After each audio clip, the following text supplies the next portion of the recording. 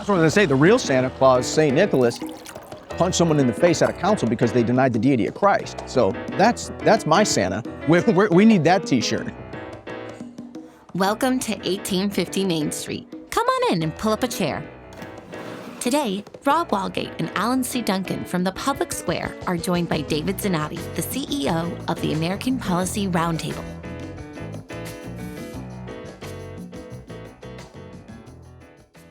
A million things we want to talk about. Yeah. All right. And we eventually obviously have to get to what is the weirdness of what people are seeing as opposed to what they've been seeing normally in studio. On location, right? Yeah. Backstage pass. On location. Nashville, Tennessee, actually Franklin, Tennessee. But I would suggest that the storyline we're talking about here is media, is talking to people, communicating with people. Because I don't know that there's anything that is more manifest of how we're trying to reach a culture than what we do with Christmas in America. And it populates across all of our platforms of media. And so 1850, of course, would be the right place to kind of break it down for people. Now, I have to seek, a secret desire in all of this, and that is that people would pay attention, that people would embrace the communication products that are going out, be helped by them, and then basically share them with somebody else. Well, I think we're going to see that happen tonight. I mean, this feels like this is game day for us. Yeah. That's what I said. Rob and I walked out of the hotel. Yeah. We got all our bags, we got all our clothes. Doc's like, I felt like it was a college football Saturday for him back in the day. He's like, it's game day. That's truly how I felt. I did some stretches in the hotel room this morning. I felt like it was game day. But this room back here is going to be filled with how many people? How many seats we got in the house tonight? It's 500 plus. Yeah. Over 500. Over 500. They're good. The people are going to come. Hopefully they'll be blessed. Hopefully they'll be encouraged, inspired, learn some things, and then take that information out with them wherever they go. So that's happening tonight. What we're doing is weird. It's completely countercultural. It's maybe even in many ways counterintuitive. And you'd say, well, is this kind of like the guys that couldn't play D1 or D2, like they went to a whole nother area and now they're trying, is this like the AFL or, the World Football League? What are we trying to do here? Are we wannabes who are just trying to hope that somebody will catch a star? No. There's two kinds of communications in America. There's, maybe three, but there's one that is just basically distorted, agenda-driven, end of conversation. There's two that is nothing but pure entertainment for cash. And then there are people who are actually trying to tell you what's going on. There's just a desire to, if you discover something, just to say something. I think we have come at this from 1989 when we started in media products, which is 9 years after we started as a research organization, in the idea that we should tell people what's going on. In fact, I just outside the door here, unloading stuff at the dock.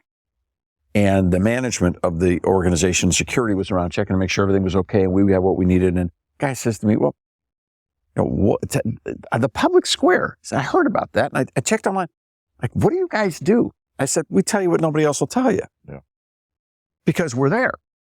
We'll tell you what no one else will tell you, and we'll also do it without an agenda, because sometimes there's people on the right to get mad at us. Sometimes there's people on the left to get frustrated with us. We just want to be an avenue that has a discussion of truth. Yeah, we're in the power curve, but we're not after the power. Okay. That's a big difference. Well, we're in the power curve, but we're not after the power. Well, we want things done the right way. And this is what baffles people's mind. We don't care who gets credit for it.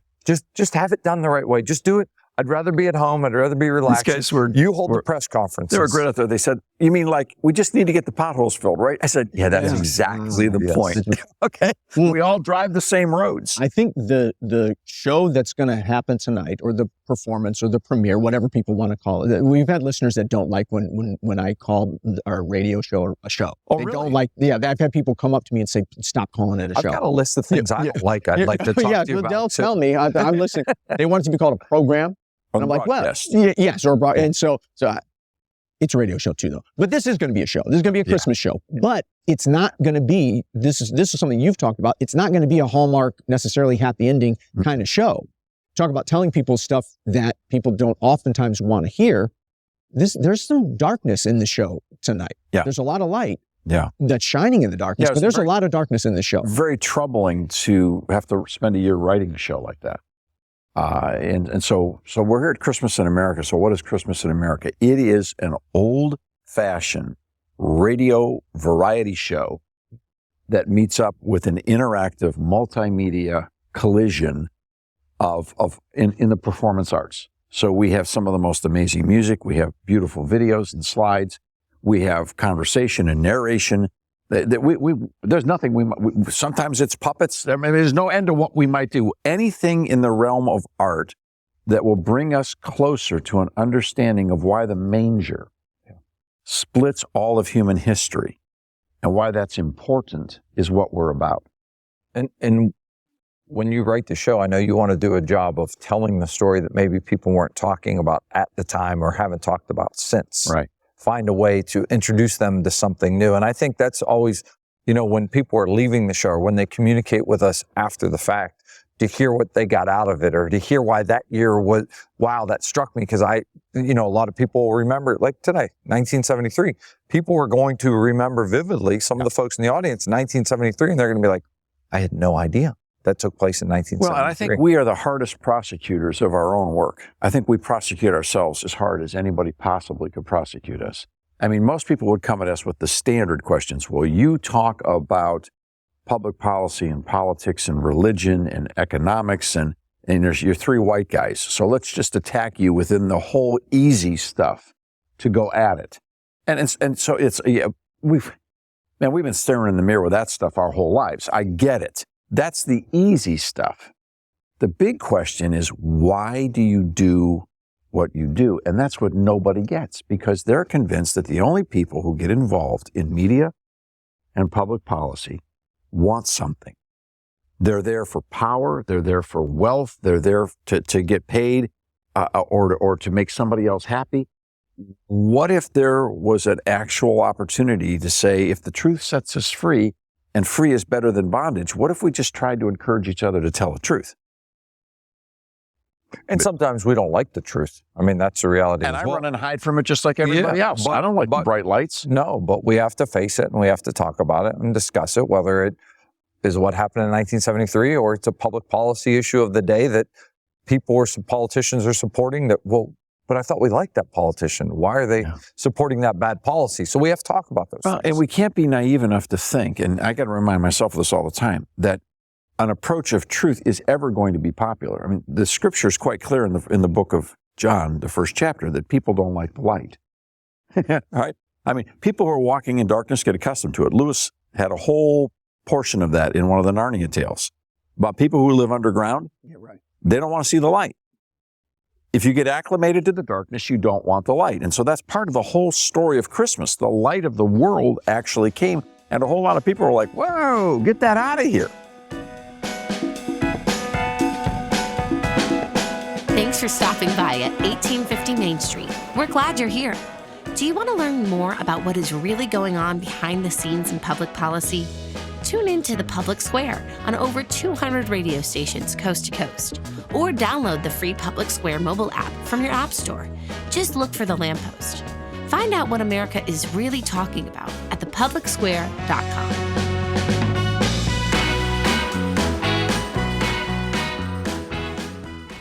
On the flip side of the coin is that there are people that God is drawing unto himself, and he's opening their eyes to be able to see the light. So there always will be that remnant as well, whereas it's going to be rejected by many people. Correct. Some people will embrace it, and then we're hoping that some of those people are here tonight. Yeah, and part of the conversation, too, that we have that we struggle with is the idea, what I call the holy man syndrome. There's one person who's holy. There's one person who is light, the source of light, the truth, the way, the life. All the rest of us are schlubs. Okay? We're all sinners. We're all fallen. We're all made of the same dust. And there's not one of us that is more valuable than anybody else under any set of circumstances, or could ever be less valuable than what God made us to be. But in our culture, once you start talking about truth, light, life, justice, equity, honesty, then people start throwing you into the holy man category and say, well, wait a minute, what about, look, we're a bunch of sinners. We're surrounded by bunches of sinners. Every day. We celebrate our fallenness. I don't mean that to say that we celebrate sin. Right. We celebrate the fact that we ain't good enough. But that doesn't mean we don't strive to be. That's the goal. But the question is why? Where does the strive come from? Does it strive does it strive to appease an angry God? No, it's because the standard is the standard. Okay. That's the standard we're commanded. Oh, he sounds like a Steelers fan. Well, that was Coach Tom. That's Coach Tom. That's all over the locker room. That's all over the locker room. The standard is this Liverpool kid just come flying out. The standard is the standard. You know, and we have to help set that. Obviously, when you read the scriptures and what we're commanded to do and how we're commanded to act, that's a lofty goal. We're not going to achieve that perfection, but that is the standard we're going for. The ideal, and I'm not there always, but the ideal would be that your obedience to Christ comes out of love. Yes. That would be love for him, love for your fellow man. That's the ideal. I'm not always there. You know, my obedience comes from desperation. Because I've tried it my own way. It never works. It doesn't work. I'm a dummy. I can't put the pieces of the fallen world back together in my own power. I need help. We all do. Yeah. And so what we're trying to do in the midst of all this is to not get caught in the holy man syndrome. And the other thing we're trying not to do is get caught in the numbers game. We recognize that not everybody is going to be excited about the true meaning of Christmas. There. Okay. Now that's what? That's what the movies say. Yeah, well, you know what the movies have been saying for a long time? Don't worry about Christmas. Just get into the Santa Claus thing. My problem is I love those stories. They're great stories. And I love the whole St. Nicholas thing. I love the whole mythology of it. That's what I was going to say. The real Santa Claus, St. Nicholas, punched someone in the face at a council because they denied the deity of Christ. So that's my Santa. We need that T-shirt. So okay, we need Jonah. There's the open right there. There's the open, and there's the short. How'd that work? Say it again. The real St. Nicholas at a church council, an ecumenical council. The real Santa Claus. The real Santa Claus smacked somebody in the face because they were denying the deity of Christ. Ho, ho, ho. And here I thought he was going to bring up George Bailey. George Bailey gets punched in the face. And deserved it. And deserved it. Yeah. And deserved it. So Christmas in America is here. It's an old school radio variety show that's got an interesting theme. And if you ask me how we came up with this idea, I honestly can't remember. It was 15 years ago now. But we decided that we would try to find Christmas in America at a given period of time, a given year. So pick a year and go looking for the manger. That's a good way to have to write a master's thesis once every year. So I have 15 books. We have 15 books collected. They are the equivalency of an entire master's thesis that then you turn into part Broadway musical, part live musical theater, and part history lesson, and part sing-along. I'm going to come up with a bad idea right now. On air. There's a record shop out the door right there that I finally went in. We've been here many years, and I think I maybe only made my way into it once because it was never open when we were here. We're always working. I finally went in there and I was flipping through these records, and I thought, I'd love to see Christmas in America on vinyl one year.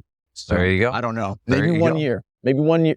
Maybe the best of. I don't know. I just love to see. Well, this year, 1973, should probably be the year. That would be a good one for vinyl. On vinyl, especially with the, I know what we've had on the TV screens as far as the logo would look really cool on that vinyl. You'd have to get like 4 records. You'd have to be 4 separate albums because they don't hold a lot. All right. Well, let's go get some more coffee but let's come back one more time and talk about the music and how that comes together and why that matters. This conversation isn't over yet, so come on back next time and pull up a chair at 1850 Main Street. To help spread the word, please remember to rate, review, and subscribe wherever you get your podcasts. To find out more, visit 1850mainstreet.com. We'll see you soon.